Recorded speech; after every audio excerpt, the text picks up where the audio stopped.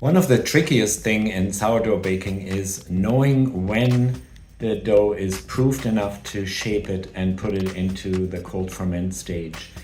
There are a few things to keep in mind. One is your goal. Do you want to recreate that Instagram image that you saw? Do you want to bake a whole range of loaves that you want to sell at the market? Or do you want to have an excellent bread for your family or for yourself to eat? And it might not need to be perfect.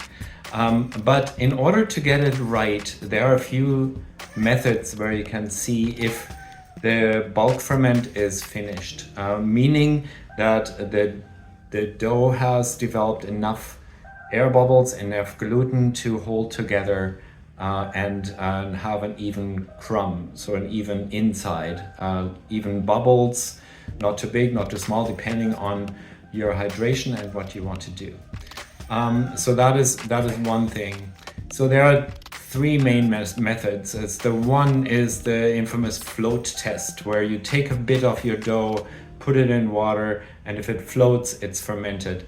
That is really tricky because there are so many variables there. Then there is looking at if your dough has doubled. If you, like me, use a round bowl that doesn't have clear sides, that is really hard to say. Yes, you can open the bowl and see if it's about doubled. That's what I do. And you can already tell there are a few bigger bubbles or not. And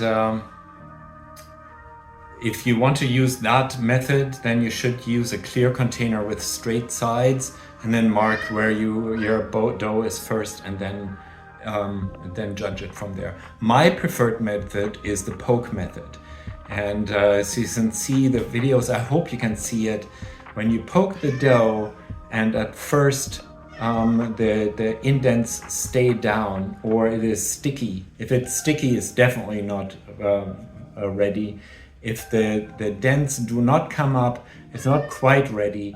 And when the dents you make with your finger slowly even out, slowly come up, that's the right point of shaping your dough and putting it in the fridge.